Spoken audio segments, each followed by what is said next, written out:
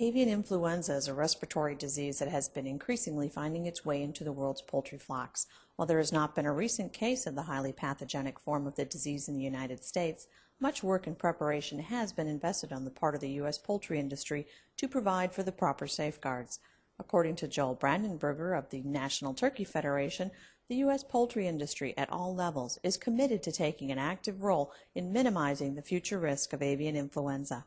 The turkey industry, just like our brethren in the broiler and egg industries, we're very pleased that there has not been a case of highly pathogenic avian influenza on a commercial turkey farm since the early 1980s. It's a record we're pleased with, but there's no hubris involved. We know we have to be constantly vigilant. We have to have programs in place to prevent avian influenza. What we and our partners in the state and federal government are trying to do is focus on programs that eliminate low pathogenic avian influenza.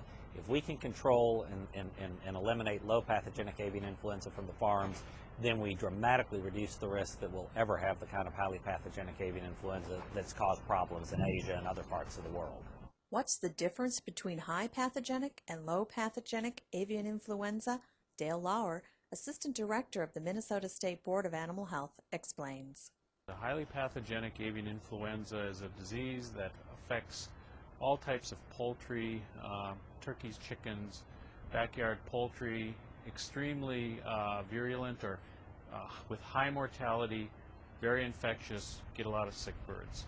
Low pathogenic avian influenza, typically seen in our flocks occasionally with smaller amounts of mortality, less mortality, oftentimes without any clinical signs. Just how secure are U.S. poultry flocks from avian influenza? Obviously, in this day and age, these are live animals. You can't call anything 100% absolutely guaranteed not, but the track record is pretty impressive with this. Again, no highly pathogenic avian influenza in the United States on a commercial farm since the early 1980s. Very few and far between cases of low pathogenic avian influenza that would be of concern. It's a record that we believe we can build on and make things even more and more secure. Surveillance plays an important role in minimizing the avian influenza risk, as Lauer explains.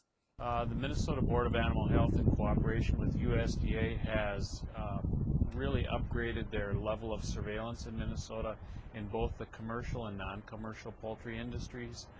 We've worked together with USDA and use their funding to expand and implement and upgrade our surveillance programs in all segments of the poultry industry, and I'm very confident that we would identify any flocks that would be positive for any influenza virus. So why has avian influenza been so prevalent elsewhere in the world? In East Asia and other countries, as a matter of fact, Africa, some of the European countries, where they've experienced high-path avian influenza, is a situation where they've identified flocks with these high mortality, identified, isolated those flocks, and put them down and depopulated those premises.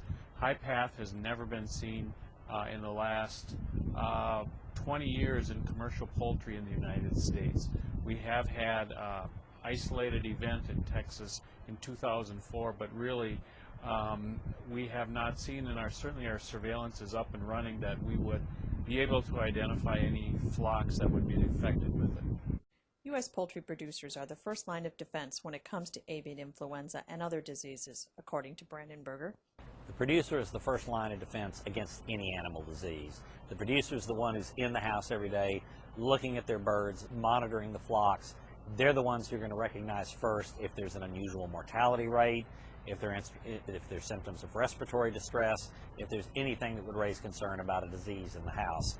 The grower also is the one who's there conducting the tests. We test the birds for avian influenza and other diseases before they move to the processing plant. Again, the producer's the first line of defense. John Zimmerman of P&J Products says biosecurity procedures are just an everyday priority on his Minnesota turkey operation. To ensure biosecurity, we mainly try to keep things that aren't supposed to be on the farm off the farm, and we keep things that are on the farm from getting off the farm. So, monitoring traffic in and out of the farm is our primary way of doing that. We also make sure that anybody who does come on the farm hasn't been anywhere where they could have contracted something that we do not want on the farm as far as a bacteria or a virus. Regular testing of birds at P&J Products provides assurances for Zimmerman and his customers. Along with the University of Minnesota USDA, we do have a system of tests in place where we do draw blood at certain occasions and take trachea swabs on certain occasions to monitor for any disease threats that are known in the state or in the nation. In addition to allowing for more careful monitoring and detection of disease within an individual bird or flock, today's modern indoor facilities offer additional health benefits for the bird and consumers, according to Lawyer. There is a greater risk in backyard poultry flocks because of their biosecurity levels, their exposure to wild birds, and really their level or their method of management, poultry management. Commercial poultry grown in confinement buildings really have decreased their risk of introduction of avian influenza viruses. By raising his birds inside, Zimmerman has better control over the environment and the monitoring of diseases. One species, one bird, let's say turkeys in an enclosed facility where they have no access to other birds, and then on the other hand they cannot get in touch with wild birds can't get in touch with them, eliminates that transmission of any sort of viruses. So keeping them in confinement, we can control their health, we can monitor their health better, we can keep bad things out, and we can keep the birds inside, and we just eliminate any possibility of the transmission from another source to our birds. Avian influenza is not a food safety issue, explains Lauer. Poultry is safe to eat. It has been shown that, number one, any flocks or any birds that would be infected with highly pathogenic avian influenza virus would not make it to the processing plant. We've got safeguards in place there, and if in fact it really is just not a food safety issue. And in fact, if influenza virus would ever get there, cooking it properly up to 165 degrees will take care of the virus. What does an avian influenza-free flock mean for producers such as Zimmerman? Plain and simple, if we keep our birds healthy and productive, we make more money. And in a business such as this, where the margins are small, we need to make every penny count, and the way we do that is by keeping our birds the healthiest they possibly can be.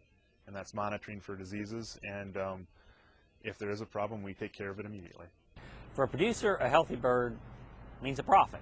That's the single biggest reason, in our industry why we protect the bird's health. It's the right thing to do from a moral and ethical standpoint, and it ensures the maximum profit for the growers. No matter how the birds are raised, that's the one thing that hasn't changed over the lifetime of the industry. You produce a healthy bird, you're going to make money. If you have sick birds, high mortality rates, you're not. All things considered, the best line of defense for U.S. poultry against avian influenza is indoor production and continuous monitoring. Keeping the birds raised the way we do indoors, with ample room to move about, but still indoors, offers the best protection for this reason. Not only are you protecting them from predators like foxes, etc., that can get in, but you're eliminating their exposure to migratory birds, which we know are a vector for the transportation of avian influenza, and you have continuous veterinary care and supervision of the birds in a confined space that allow you to monitor their health. You would know right away if they were exhibiting symptoms of a serious strain of avian influenza. I think those benefits outweigh any concerns about confined raising.